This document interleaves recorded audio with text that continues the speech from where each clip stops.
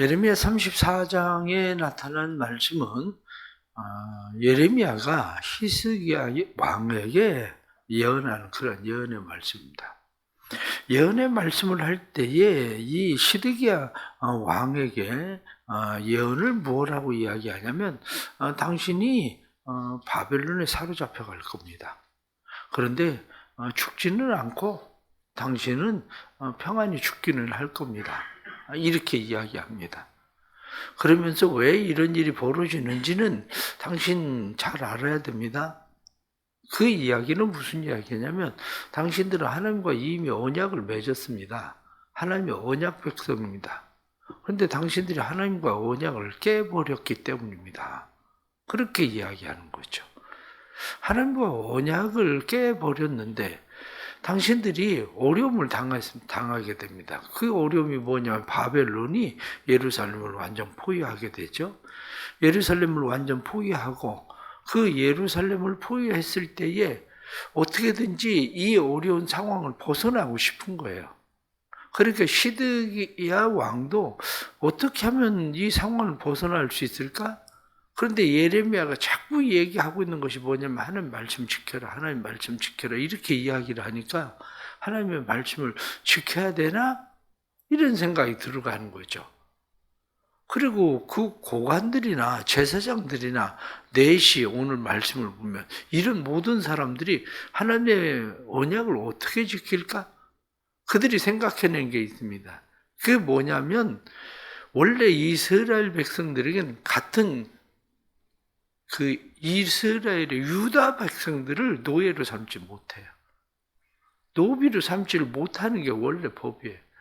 그런데 돈이 없는 사람들은 어떻게 합니까? 모든 걸 다 팔아먹고 없으면 할 수 없이 노비가 되는 거죠. 그래 노비가 돼요. 이 노비가 된 사람들에 대해서 우리가 조금 심한 것 같은데 하나님의 말씀 잘 어기고 우리가 심한 것 같은데 그러니까 이 사람들 다시 놔주자. 그래서 하나님의 집 앞에서 그들이 성전 앞에서 그 노비들을 한마디로 자유롭게 풀어주는 문서를 작성을 해요. 그래서 그 사람들에게 당신들이 이제 자유다 그러고 자유롭게 놔줍니다. 그런데 자유롭게 놔주었는데 얼마 후에 애굽에서 애굽의 군대가 내려온다는 이야기를 들어요. 애굽의 군대가 내려온다는 이야기를 들으니까 바벨론의 군대들이 철수합니다. 그걸 오늘 성경 본문에 나타난 말씀을 보면 뭐라고 되어 있냐면 여기 21절 말씀에 또 내가 유다의 시드기야 왕과 그의 고관들을 그의 원수의 손과 그의 생명을 찾는 자의 손과 너희에게서 떠나간 바벨론 왕의 군대 손에 넘기리라. 너희에게서 떠나간 바벨론 군대. 이게 예레미야 37장에 나타난 말씀을 보면 37장 5절 말씀에 보면 그렇게 되어 있습니다.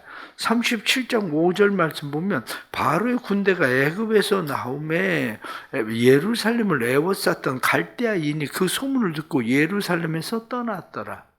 잠깐 떠납니다.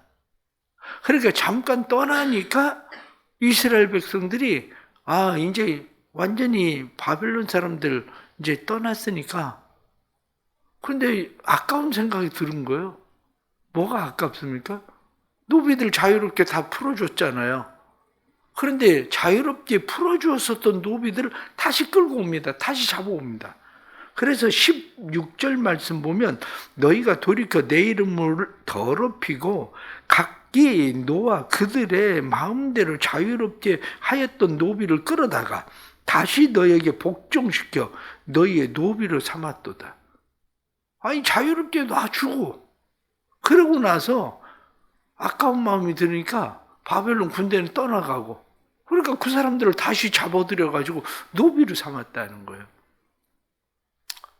예레미야가 하고 있는 이야기가 바로 그거예요.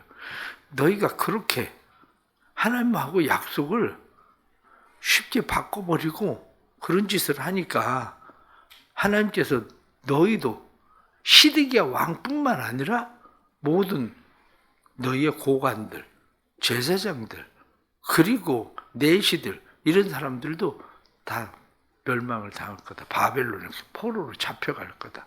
너희가 포로되었던 것처럼 그 사람들을 노비들을 다시 노비로 삼은 것처럼 하나님께서 너희에게 그렇게 할 거다. 지금 그 이야기를 하고 있는 거예요. 이스라엘 백성들이 예레미야 선지자는 너희가 그렇게 잡혀가면 70년이 있다가 돌아오게 될 거다 이렇게 얘기하거든요.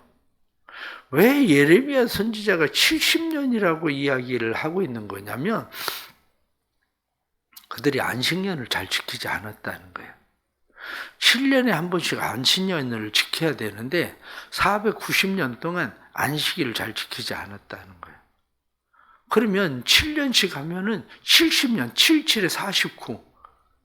너희가 안식년을 70년 동안 지키지 않은 거, 그것을 하나님이 한 방에 다 갚을 거라는 거예요. 70년 동안 너희가 노비가 되어서, 노예가 되어서 한 방에 하나님께서 그거 다 갚으실 거다. 이게 예레미야가 하는 얘기예요. 오늘 성경 본문에 나타난 말씀들이 우리에게 그런 말씀을 하면서 우리가 이 말씀들을 보면 몇 가지 또 다시 우리의 마음 가운데 나는 그런 삶이 없나? 이런 생각을 해야 되는 겁니다. 그 중에 가장 첫 번째가 뭐냐면 하나님의 은혜를 아는 신앙입니다. 은혜를 알아야 되는데 은혜를 망각한 거죠. 본문에도 나타난 말씀이 무슨 이야기를 합니까?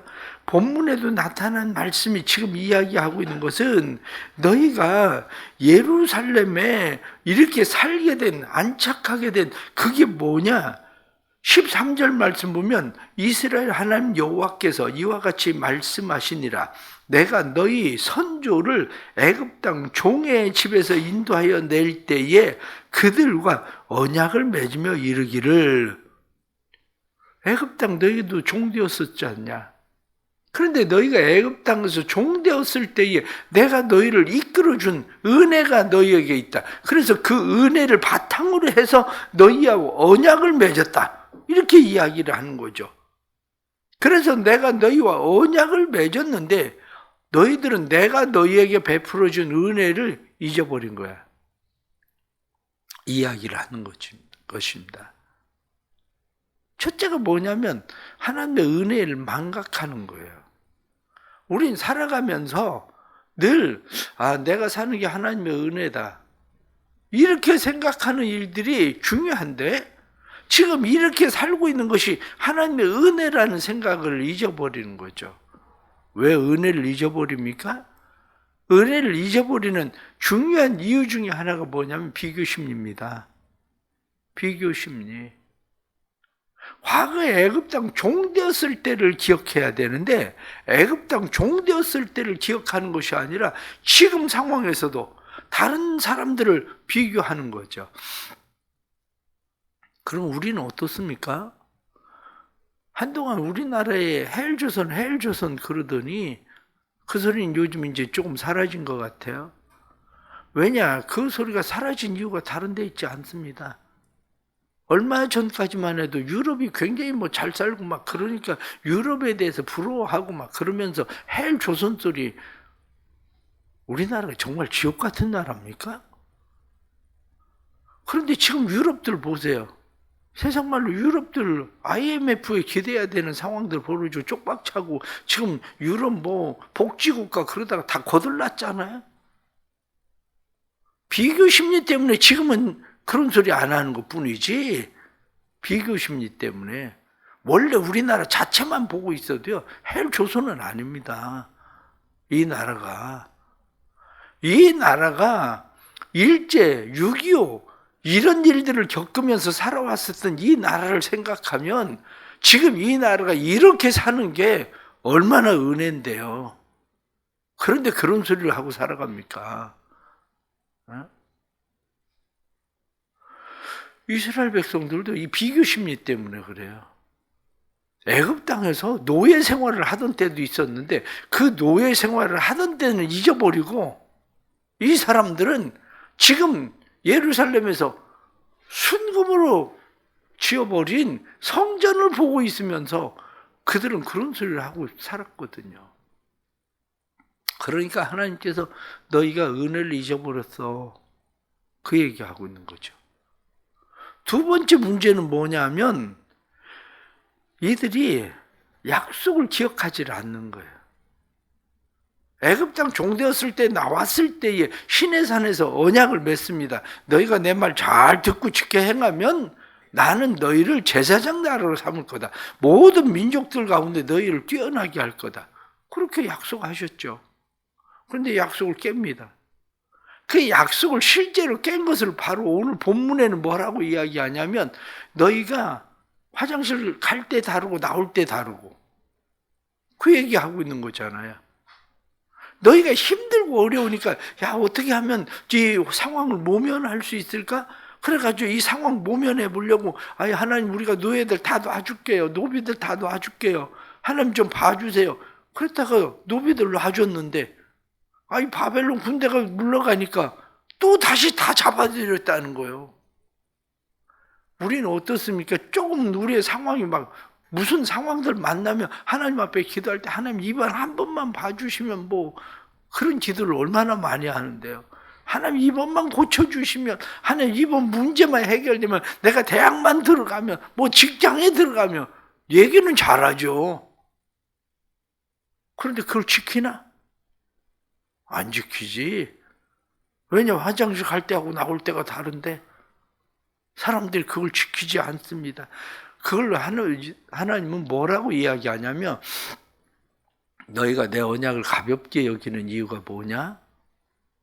너희가 내 언약을 가볍게 어기는 이유는 너희가 나를 가볍게 여겨서 그래. 이렇게 말한 거예요. 사람이 사람을 가볍게 여기면 그 사람과의 약속을 가볍게 여깁니다. 사람을 가볍게 여기는 사람은 언약을 가볍게 여깁니다. 결혼이라는 것도 언약이잖아요. 근데 그걸 왜 가볍게 여기는데요? 언약을 가볍게 여기나 사람을 가볍게 여기나 중요한 것은 그 사람 속에 가벼움이 있다는 거예요. 내 안에 가벼움이 있어서 사람을 가볍게 여기고 언약을 가볍게 여기고 내 안에 있는 사람이 가벼운 사람이라 하나님을 가볍게 여기고 하나님과 약속을 가볍게 여기고 내가 가벼운 사람인 거예요. 그게 어렵고 무거워서의 문제가 전혀 아닙니다. 그 문제가 힘들어서의 문제가 아니라 그 문제가 내가 감당하지 못할 문제가 아니라 내가 가벼워서 그런 겁니다. 그런데 하나님이 그렇게 말씀하신 거예요. 너희가 나를 가볍게 여기지 않아. 그러니까 내 약속도 너희가 그렇게 가볍게 여기는 거야. 그렇게 하나님께서 이들에게 말씀을 하시고 있는 겁니다. 우리가 하나님의 약속을 가볍게 여기면 안 돼요. 내 안에 사람이 가벼운 사람이 아니라 내 안에 사람이 무거워지는 것을 우린 뭐라고 그러냐면 믿음의 사람이라고 그러는 거예요. 그거를 결국 우리 안에 위기 가운데 진짜 믿음이 있어야 된다는 겁니다. 위기 가운데 잠깐 하나님을 무슨 상황을 모면하려고 잠깐 하나님을 찾는 것이 아니라 위기 가운데에서 사람이 그 약속 잠깐 상황 모면하려고 하는 게 아니라 그 위기가 나를 무거운 사람으로 믿음의 사람으로 나를 만드는 게 필요한 거죠. 그것이 우리는 자신을 생각해 봐야 됩니다. 내가 어렵고 힘든 일을 만났을 때에 그때 나는 위기를 모면하려고 잠깐 하나님과의 언약을 맺고 약속을 하고 기도하고 그러고 사는 건지 아니면 나는 그 어려움들을 통해서 내가 무거운 사람으로 믿음의 사람으로 내가 변하고 있는 건지. 그래 가벼운 사람은 상황에 따라서 쉽게 움직입니다. 그러나 마지막 하나 기억하십시오. 사람들이 깨닫지 못하는 게 뭐냐면 한 방에 날아간다는 걸 몰라요. 하나님께서는 너 70년 490년 동안 네가 까먹은 70년 내가 한 방에 날려줄게. 그리고 하나님께서 한 방에 날려버려요. 한 방에. 종종 교인들 가운데 그런 얘기해요. 우리 청년들이 그래도 참 착합니다. 우리 청년들이 착한 게, 목사님 천년매를 드리고 싶은데 천년매를 타는 줄 집에서 직장 처음 들어가서 봉급 타는 집에서 뻔히 아는데 그거 어떻게 드려야 돼요? 저한테 그런 얘기해요. 제가 그래요. 내가 돈 꿔줄게. 그거 드리고 내가 돈 꿔줄게. 그거 가지고 부모님한테 뭐 사드려야 될까 사주고 그래. 근데 너 분명히 기억해야 된다. 너 한 달 취직 늦게 했다고 생각하면 간다는 거야. 한 달 취직 늦게 했다고만 생각하면 아무 문제도 안 되는 건데, 딱 취직하면 하나님 내가 뭐 어떻게 할게, 하나님 잘해볼게, 막 기도 열심히 하다가 취직 딱 해서 돈 딱 거머쥐면요, 그때부터 달라져. 마음과 생각이 달라져. 왜 그렇습니까? 우리는 그게 한 방에 날아간다는 걸 몰라요. 직장 몇 달만 쉬어봐요. 그럼 그거 한 방에 날아가는 거요. 그게 하나님께서 이스라엘 백성들에게 말씀하시는 것이, 그래? 내가 한 방에 날려줄게. 너희가 70년 동안 바벨론을 포로로 잡혀갈 거야. 70년이 차면 돌아올 거야. 의외로 많은 사람들이 하나님을 너무 가볍게 여겨요. 의외로 많은 사람들이 하나님과 약속했던 일을 너무 가볍게 여겨요. 그런데 그것이 우리의 삶에 어떤 결과를 초래했는지조차도 모르는 거, 그게 우리의 삶의 문제인 거예요. 그것이 우리의 삶에 어떤 결과를 초래했는지. 그래요. 종종 신앙생활 하면서 그걸 모르니까 때로는 주일을 그냥 내 마음대로 빼먹고 어기고 그냥 편한 대로 돌아다니고 11조 떼어먹고 자기 마음대로 하고 그러지만, 그래봐야 그게 세상 말로 남는 장사가 아니야. 그게 왜? 내가 하나님의 언약을 어기면 하나님도 내 언약을 가볍게 여겨요. 우리의 약속을. 우리가 늘 신앙생활을 하면서 이 시드기야가 가지고 있었던 마음이나 그 백성들이 가지고 있었던 그 마음, 너희가 순종하는 채만 하는 거, 너희가 순종하는 것 같이 하지만 위기를 모면하기 위해서 그건 순종하는 게 아니라 나하고 지금 거래한 거야. 그런데 너희가 그 거래를 금방 어겼잖아. 그러니까 나도 그 거래를 어길 수밖에. 그렇게 말씀하는 거죠. 또 믿음으로 힘들고 어려운 일 만나면 힘들고 어려운 일이 그것이 우리의 믿음의 무게 되기를 축복합니다. 오히려 그것 때문에 우리의 믿음이 더 견고해지고 무거워지고 하나님과 언약을 더 지킬 수 있는 그러한 삶으로 나아갈 수 있게 되기를 간절히 바랍니다. 기도하겠습니다. 하나님 아버지, 은혜 베풀어 주셔서 감사합니다. 또 새벽에 이렇게 주님 앞에 나와서 기도합니다. 참 어리석은 사람들입니다. 그래서 하나님의 은혜를 망각합니다. 하나님의 언약을 가볍게 여깁니다. 은혜를 망각하고 그리고 하나님과의 약속을 가볍게 여기다가 우리의 삶의 어려움을 만나고 한 방에 그 모든 것들이 다 날아감에도 불구하고 우리는 그것을 깨닫지 못하는 어리석음이 우리 안에 있습니다. 주님 도와주옵소서. 불쌍히 여겨 주옵소서. 우리를 도우시는 분이 하나님이시라는 사실을 잊지 않게 해주시고 도우시는 하나님 믿고 의지하고 신뢰함으로 하나님과 언약을 잘 지키며 언약 백성으로 살게 하시되 이스라엘 백성들과 시내산에서 하나님의 언약을 맺으실 때에 너희가 애굽 땅 종되었을 때에 너희를 내가 인도했다. 너희가 내 말을 잘 듣고 지켜 행하면 내가 너희를 제사장 나라로 삼아서 모든 민족들 가운데 뛰어난 나라가 되게 할 것이다. 애굽 사람에게 내리던 질병이 하나도 너희에게 내리지 아니하리라 하고 하나님께서 말씀하셨는데, 그 약속의 말씀들이 우리의 삶에 이루어지고 성취되게 하시는 놀라운 은혜를 허락해 주옵소서. 우리 사랑하는 모든 성도들 은혜 주시고, 특별히 카자흐스탄에 나가 있는 우리 청년들, 청소년들 기억해 주시고, 이들이 그곳에 가서 하나님의 임재를 만나고 그곳에서 하나님과 맺어지는 언약들이 평생 지속될 수 있는 믿음의 언약들이 될 수 있도록 주님 도와주옵소서. 오만 시간 기도 대행진을 하고 있습니다. 성도들에게 기도의 영을 부어주셔서 기도하는 성도들마다 하나님의 거룩함에 참여하고, 기도하는 성도들마다 하나님이 살아계신 하나님이심을 경험할 수 있도록 도와주옵소서. 육신의 질병으로 고난당하는 성도들이 있습니다. 성도들의 가족들이 있습니다.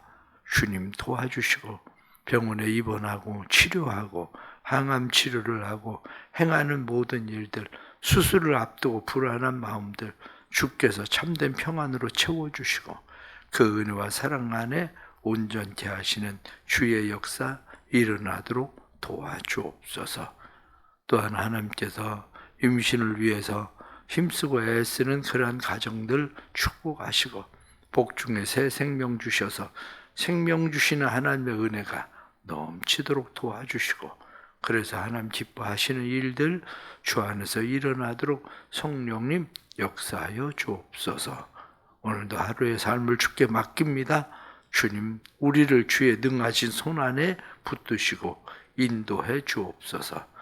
예수님의 이름으로 기도드리옵나이다. 아멘.